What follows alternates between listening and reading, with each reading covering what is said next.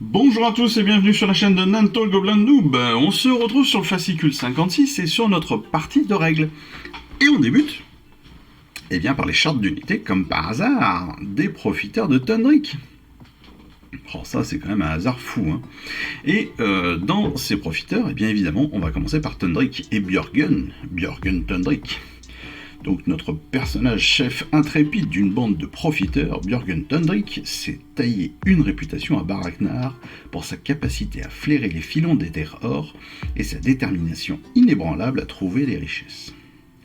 4 de mouvement, 4 de sauvegarde, 7 de bravoure et 5 de blessure pour cette charte d'unité, avec 2 armes en fait. La première en projectile, c'est son anatomiseur atmosphérique et une arme de mêlée, ses instruments lourds, tout bêtement. Anatomiseur, qui a une portée de 9, 3d6 d'attaque. Je répète, 3d6 d'attaque. Ça veut dire qu'il peut porter jusqu'à 18 attaques à la fois. Bon, le range est énorme, hein, parce qu'on va passer de 3 à 18 potentiellement d'attaque possible, mais c'est pas mal. Hein. 4 plus pour toucher, 4 plus pour blesser, moins 2 de perfo, c'est monstrueux, et 1 dégât, par contre, ça c'est un petit peu faible, mais en même temps, quand vous touchez 18 fois, bon, c'est pas très grave. Pour son arme de mêlée, on est à 2 attaques, 4 plus, pas de perfo, 1 dégât. 2 aptitudes pour Björgen Thundrick, donc gaz toxique, une fois par bataille, attention, je dis bien par bataille. Au début de la phase de combat, vous pouvez dire que cette unité va relâcher des gaz toxiques, et si vous le faites, pour chaque unité ennemie qui est à 6 pouces d'aile, jetez autant de dés que le nombre de figurines de l'unité ennemie qui sont à 6 pouces de cette figurine. Donc, ce qui veut dire que toute l'unité ne doit pas être à 6 pouces, mais il suffit que une partie de l'unité soit à 6 pouces pour qu'on puisse lancer cette aptitude. Et pour chaque 5+, l'unité ennemie subit une blessure mortelle. Ça peut être pas mal aussi. Hein. Vous pouvez déjà faire pas mal de dégâts, et entre autres sur des figurines un petit peu faiblardes, comme des Gloomsprites, entre autres par exemple. Ou sur des égorgeurs, enfin voilà. Deuxième aptitude, c'est trésorier. Une fois par tour, donc par tour cette fois-ci, c'est important. Une fois par tour, cette unité peut donner un ordre à une unité de profiteurs de Thundrick, ça tombe bien, ce sont ses copains, sans dépenser de points de commandement. Donc ça, avis aux stratèges, c'est une aptitude très intéressante. Pour les profiteurs de Thundrick, eux, ils ont à peu près les mêmes caractéristiques, ils n'ont que 2 blessures, et ils sont poussés par une rivalité constante pour monter en grade. Cette bande éclectique d'aéronautes ne recule devant rien pour sécuriser une prise de valeur et crible de munitions éthériques tous ceux qui essaieront de s'emparer de leur butin. Alors, comme ils sont 4, ils ont différentes armes. Et ça, il va falloir faire attention dans la gestion des armes. Donc on a Garold Allensen, Henrik Ironale, Lund Œil de Lynx et Kasgan Draxkewer, qui ont tous donc des caractéristiques différentes. Garold Allensen est armé d'un pistolet de corsaire et d'un tranchoir, donc évidemment, c'est celui-ci, le petit avec son épée. Henrik Ironale est armé d'un fusil rotatif et thermatique. Le fusil rotatif et thermatique, c'est donc celui qui est illustré ici.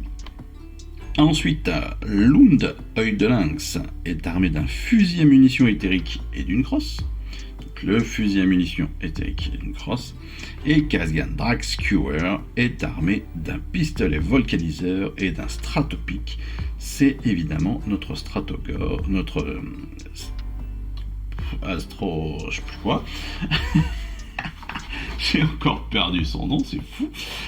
Stratogarde, on va l'appeler comme ça. Et donc chacun a son arme spécifique. Et donc c'est là-dessus où il va falloir faire attention. Mais on est quand même pas mal. Hein. Le fusil rotatif, c'est dommage qu'il les ait pas mis dans le même ordre que dans la liste. Mais bon, peu importe. Le fusil rotatif, 2d6 d'attaque. 4+, 1 dégât. Fusil à munitions éthérique, on est sur 18 pouces d'attaque, 2 attaques, 3+, moins 1 de perfo et 1 dégât. Le pistolet de corsaire, c'est donc notre petit hop, avec son épée. Pistolet de corsaire, attaque à 9 pouces, 2 attaques, 4+4+, 1 dégât, et puis le pistolet volcaniseur de notre Argonaute, c'est 12 pouces d'attaque, 3 attaques, 3+3+, moins 1 de perfo, 1 dégât. Et puis derrière, on a des armes de mêlée. Il faut savoir qui a quoi, sachant qu'on a un tranchoir d'Arcanote, des crosses et un stratopique. Alors, les crosses, c'est pour le fusil rotatif, ici, pour le fusil à munitions, ici, et le stratopique pour lui. C'est important de suivre, hein, vraiment là-dessus, il va falloir vraiment faire attention. Le tranchoir d'Arcanote, évidemment, 2 attaques, 4+4+, 1 dégât, les 2 crosses, 1 attaque, 4+5+, 1 dégât, et le stratopique, 3 attaques, 3+3+, moins 1 de perfo, et 2 dégâts. Des aptitudes, malgré tout, pour cette équipe de profiteurs de Tundrick, mais entre autres Kasgan Drugskewer, qui a une caractéristique de blessure de 3 de plus. Kasgan Drugskewer peut voler. Donc ça, c'est important. C'est-à-dire donc qu'il a 3 blessures potentielles par rapport aux autres qui n'en ont que 2. Mais en plus, il a le vol. Ce qui veut dire qu'il peut passer au-dessus des éléments de terrain, au-dessus des autres unités, etc. etc. Et l'aptitude générique des profiteurs de Tundrick, c'est protéger le chef, tant que cette unité est entièrement à 3 pouces de Björgen Tundrick, a mis celui-ci à une protection de 4+. Autrement dit, tant que les profiteurs sont à 3 pouces de leur chef, Björgen, Björgen a une protection de 4+. Ça veut dire quoi? Ça veut dire que si vous ratez un jet de sauvegarde, vous pouvez tenter un jet de protection de 4+, pour éviter les blessures. Ça, c'était la première partie avec nos chartes d'unité. Je ne reviens pas sur le tutoriel, je pense que c'était assez clair. Donc, si vous avez besoin, vous revenez. Vous revenez dessus, j'ai un peu envie de dire. Mais normalement, voilà, c'est assez facile. Ensuite, donc, cette semaine, nous allons attaquer les tactiques sur la destruction, sur 2 unités de la destruction, les fanatiques crabouilleurs déjà dans un premier temps, et puis les Bongrots. Pour les fanatiques crabouilleurs, il faut savoir que ce sont des combattants de mêlée, qui sont hyper agressifs, mais qui se cachent dans d'autres unités. Ça, c'est intéressant. Ils se jettent sur leurs ennemis pour leur asséner des coups de boulet et de chaînes aussi imprévisibles que mortels.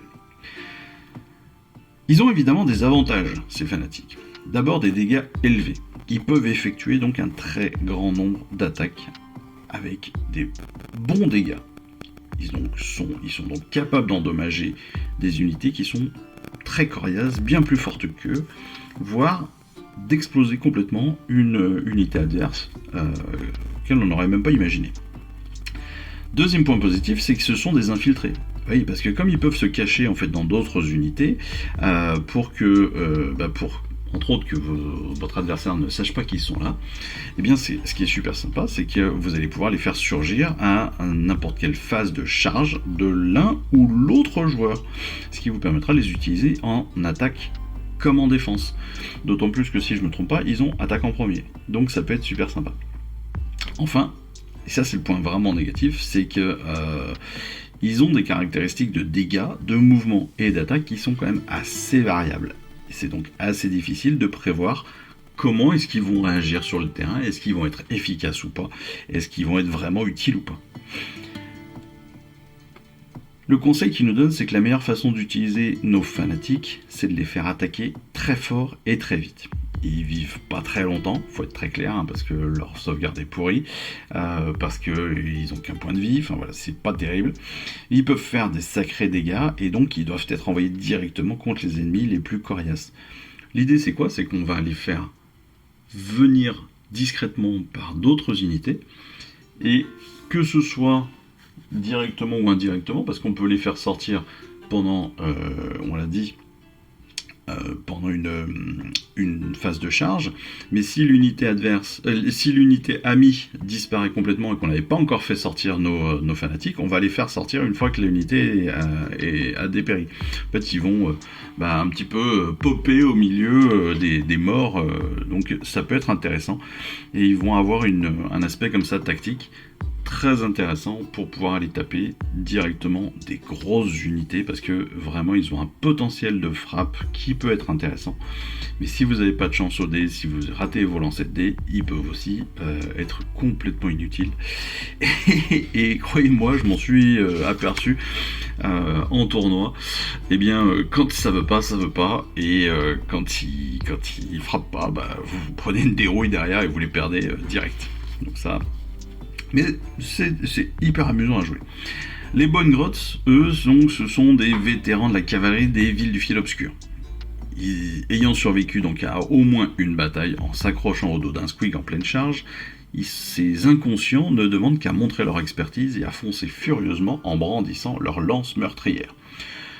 On dit que les bonnes grottes, en fait, c'est la partie lourde des squigaliers, donc des monteurs, en fait, des cavaliers de squig. Ils ont eux aussi des points positifs. La manœuvrabilité, bien évidemment, parce qu'ils ont une caractéristique de mouvement variable, certes, mais qui peut être assez élevée. Ils peuvent voler, ils sont parfaits donc pour parcourir des distances quand même assez importantes sur le terrain, surtout si vous faites un mouvement, des charges, derrière le peel-in, enfin voilà. Ça peut faire déjà des très jolis mouvements. Ils peuvent aussi avoir une charge qui est très meurtrière. Lorsqu'ils chargent, en fait, les bonnes grottes peuvent utiliser l'aptitude lance de bonnes grottes et boing crack pour infliger des dégâts supplémentaires aux unités ennemies. Par contre, comme tous les Gloomspites, ils sont hyper fragiles. Ils ont une caractéristique de blessure qui est hyper faible, une caractéristique de sauvegarde qui est très moyenne. Et donc, comme tous les Glooms, ils vont périr super vite si les ennemis en face sont un peu coriaces ou si vous ratez votre premier jet de dés, quoi. Tactiquement, la meilleure façon de les utiliser, c'est comme toujours avec les bonnes grottes, avec les Glooms, c'est un peu d'y aller dans le tas, quoi. Et de les faire charger, faut les envoyer directement au combat pour qu'ils puissent gagner rapidement et soutenir aussi, et les faire soutenir par d'autres unités, potentiellement des unités avec du tir, comme ça permet d'avoir un certain équilibre. Mais voilà, il faut réussir à faire en sorte qu'ils attaquent les premiers. S'ils prennent l'attaque, vous allez pleurer. Si vous attaquez en premier, vous avez une petite chance de tout péter. Et c'est un petit peu le résumé de tous les Gloomspites, faut le dire. Donc voilà. Ensuite, évidemment, le plan de bataille de la semaine. Le plan de bataille, c'est le plan de bataille numéro 6 de notre campagne. Briscard, c'est l'odeur du sang. Comprenant que ces forces ont l'opportunité de s'emparer d'une zone considérable, le seigneur impératant, Aelo Cœur de l'âme, dépêche une patrouille pour dégager le chemin menant à une position élevée. Hélas, les sbires de la destruction l'épiaient et ils envoient une unité espionner les mouvements des soldats.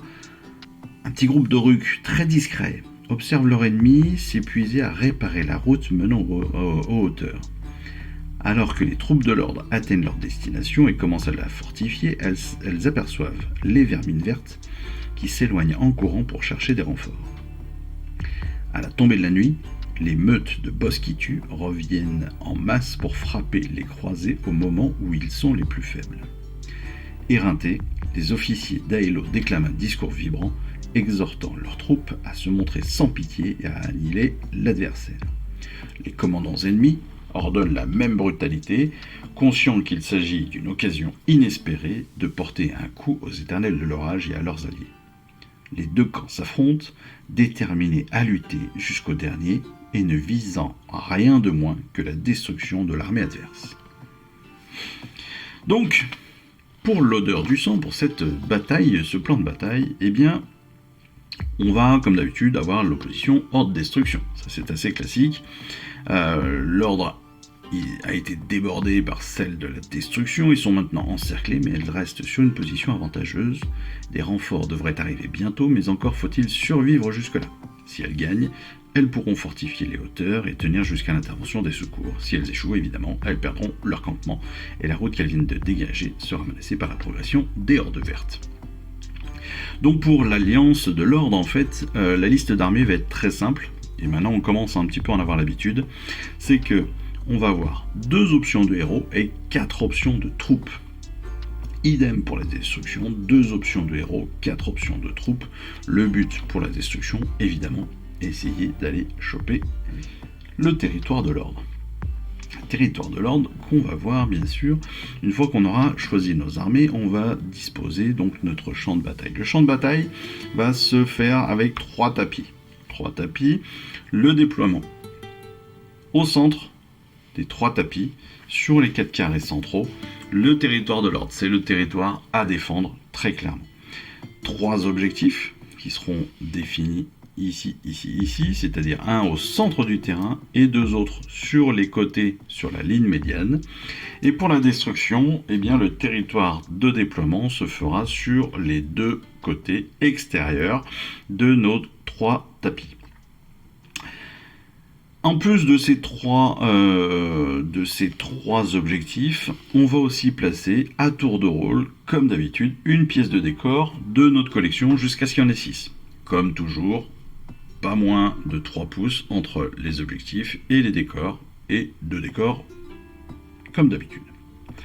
Pour le déploiement, ça se tire au dé. Le gagnant choisit qui se déploie en premier. Le joueur qui se déploie en premier, place l'intégralité de ses unités entièrement dans son territoire, puis l'autre joueur fait de même dans son territoire à lui. Le premier tour se fait comme toujours sur le jet de priorité, un lancer de dés chacun. Celui qui a le plus grand score choisit qui débute. La bataille se joue toujours en 5 rounds. Rappelons que 5 rounds, c'est 10 tours au total, parce que chaque round, c'est un tour pour l'ordre, un tour pour la destruction, en fonction de qui débute en premier, et chaque tour, c'est 6 phases. Donc, on a l'habitude, héros, blablabla, blablabla, blablabla. Les points de victoire pour cette partie, c'est évidemment celui qui, au bout des 5 tours, des 5 rounds, aura le plus de points. Pour acquérir des points, qu'est-ce qu'il va falloir faire ? On va marquer un point si on contrôle au moins un objectif. On va marquer un 2e point si on contrôle 2 objectifs ou plus, et potentiellement un 3e point si on a plus d'objectifs que notre adversaire. Enfin, la règle spéciale de cette partie odeur de sang, les 2 camps qui s'affrontent donc avec fureur doivent tirer profit du moindre avantage. Donc, si une unité est blessée pendant ce round de bataille, on va ajouter 1 au jet de blessure pour toutes les attaques de combat qui ciblent cette unité. Je le répète, si une unité est blessée pendant ce round de bataille, on va ajouter 1 au jet de blessure pour toutes les attaques de combat qui ciblent cette unité. Donc ça, c'est très important, parce que n'importe quel round que c'est, si vous prenez une blessure, toutes les attaques que vous prendrez sur le round vous amènera plus de blessures que ce qui est normalement prévu. Ça, c'est une règle spéciale qui peut faire un vrai carnage. Et en particulier chez les Glooms. Comme d'habitude. Alors, aujourd'hui, on parle de mobilisation générale. Vous le savez, les personnages du studio Warhammer jouent évidemment ces scénarios avant nous et ils nous proposent donc cette mobilisation qui nous permet en fait de connaître un petit peu leurs choix et pourquoi est-ce qu'ils ont fait ces choix d'armée. Eve, donc c'est l'ordre, Eve choisit ses héros dans la liste d'armée, optant pour le Seigneur Impératant avec Griffdog et le Chevalier Judicator. Le Chevalier Judicator, donc c'est aussi de Griffdog et puis son arc très puissant. Elle se déploie donc au centre du champ de bataille, donc toutes les unités ennemies seront à portée du tir du Chevalier Judicator. Et ce pendant toute la partie, si son chevalier reste au milieu. Donc ça c'est plutôt un bon choix, et ça va lui permettre de pouvoir asséner des coups un petit peu sur toutes les unités, n'importe où sur le champ de bataille. Très intéressant. Ensuite, en choix de troupe, elle va sélectionner une unité de Praetors pour protéger son Seigneur Impératant, une unité de 5 Vindictors, afin de tenir les objectifs.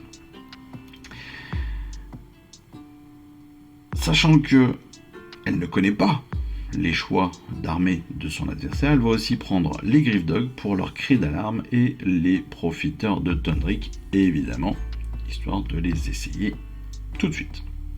Donc elle va prendre le premier tour avec son chevalier judicateur, elle tire immédiatement sur l'empaleuse que l'on va découvrir, les objectifs étant sur la ligne centrale de la table de jeu.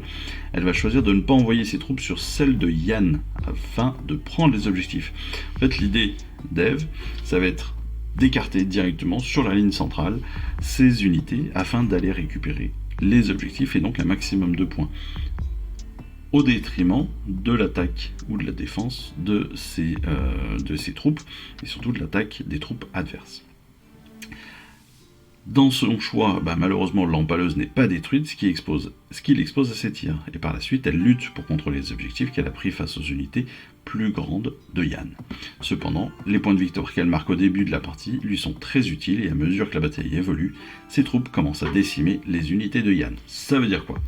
Ça veut dire que ces unités sont quand même assez résistantes par rapport à ce que l'on va trouver dans la destruction, et donc même en se séparant et en allant chercher tout de suite les points des objectifs, et donc un maximum de points dès le départ, potentiellement 3 dès le départ, dès le premier tour, eh bien Eve, elle va pouvoir, grâce entre autres à la résistance de ses figurines, et on le voit dans la description, les mauvais tirs de l'empaleuse, elle va pouvoir donc garder un maximum de contrôle sur les objectifs, et elle va pouvoir surtout récupérer un maximum de points au fil de l'eau. Pour Yann, lui qui jouait donc la destruction, il a choisi donc un chaman fongoïde en embuscade, choisi ensuite le boss qui tue Grothswinter pour les déployer de part et d'autre du champ de bataille, donc le chaman d'un côté, le Groth avec son surinaire de l'autre côté, le boss qui tue avec son Grothswinter. Il prend en plus une unité de 10 égorgeurs et reçoit la deuxième unité gratuite, avec l'intention, une fois encore, de les placer de part et d'autre de la table de jeu. Pourquoi gratuite ? On se rappelle des tableaux d'armée que l'on a eu précédemment. Et ensuite, il sélectionne une unité d'éventreurs pour ses effectifs nombreux et sa résistance. Et puis, compte tenu des unités disponibles pour Eve, il va prendre aussi le Slogot des Marais et l'empaleuse afin d'avoir des armes de soutien ou des armes plus ou moins, des unités plus ou moins efficaces et solides en attaque. Donc lui, il va déployer son armée uniformément sur les deux côtés du champ de bataille. Donc les attaques de tir l'inquiètent évidemment, avec le Judicator, mais aussi avec je vais retrouver, avec les profiteurs, avec les profiteurs de Thundrick. Mais il est soulagé en fait quand il voit que son adversaire, elle a privilégié quand même des armées de mêlée. Ah oui, les Praetors, les Vindictors, les Griff Dogs, c'est quand même plutôt de la mêlée plutôt que du tir. Donc il se dit qu'il a une petite chance. Mais par contre, comme Eve, elle va prendre les 3 objectifs durant le premier tour, il va falloir qu'il envoie ses troupes à l'assaut. Et donc il va tenter de contester ses objectifs. Mais il va tenter de les contester parce qu'il a plus d'effectifs évidemment. Il a une vingtaine de Groths, 10 éventreurs, il a beaucoup plus de figurines sur le principe que son adversaire. Il remporte des points de victoire, mais ses troupes sont plus faibles. Et comme elles sont plus faibles, elles vont se faire aussi frapper, elles vont se faire éliminer. Et donc après une phase de déroute meurtrière, et ça, honnêtement, maintenant que j'ai testé la V4, c'est quand même un point de très très négatif sur la V3. C'est-à-dire que vous pouvez perdre, et en particulier quand vous jouez la destruction, vous pouvez perdre très facilement toute une unité sans rien faire, malheureusement. Et sans rien pouvoir faire surtout. Et donc il commence à perdre l'avantage dans la seconde moitié de la bataille, parce qu'il a de moins en moins de figurines. Et donc évidemment, Eve, au fil du temps, va reprendre l'avantage et le dessus sur les derniers tours. Donc on comprend très facilement que c'est l'ordre qui a gagné leur partie. Donc là on a 2 façons de voir les choses différentes. La première pour Eve, c'est d'aller chercher les objectifs tout de suite, permettre de gagner des points d'objectifs très rapidement et d'emmagasiner un maximum de points avec des unités résistantes. Et pour Yann, l'idée c'était plutôt à l'inverse, d'aller attaquer, d'aller agresser très rapidement, très facilement, que ce soit à distance ou en mêlée, mais principalement en mêlée quand même, les différentes unités disponibles sur le champ de bataille. Malgré tout, là on s'aperçoit que la faiblesse parfois de la sauvegarde des unités de la destruction, même s'ils sont en nombre important, peut être un vrai désavantage par rapport à des unités un petit peu plus tanky, un petit peu plus passe-partout que sont les Stormcast. Voilà. En tout cas, j'espère que ces explications et que ces informations sur les règles vous auront plu, comme d'habitude. J'espère que vous aurez appris aussi quelques petites infos sur la tactique. Et écoutez, moi, il me reste encore une fois plus qu'à vous remercier de cette petite aventure que l'on partage ensemble, et puis vous remercier aussi de vos abonnements, de vos commentaires toujours positifs sur YouTube ou même sur Insta. Ça fait super plaisir, je suis très content pour ça et je vous en remercie encore. Et puis il me reste plus qu'à vous souhaiter surtout une excellente fin de semaine, vous dire à très très vite pour d'autres aventures, pour d'autres figurines, pour d'autres peintures et d'autres règles, et puis on se dit à très vite. Allez, je vous embrasse, ciao, bye bye. Je vous remercie d'avoir suivi cette vidéo. Si ça vous a plu, abonnez-vous, lâchez un petit like et un commentaire et suivez-moi sur Instagram où je poste régulièrement des photos de mes dernières réalisations et dernières peintures. Et puis comme il est maintenant de tradition sur la chaîne, je vous souhaite une excellente fin de journée et surtout, lisez bien, collectionnez bien, assemblez bien, peignez bien et jouez bien. Allez, je vous embrasse et puis je vous dis à très vite. Allez, ciao, bye bye.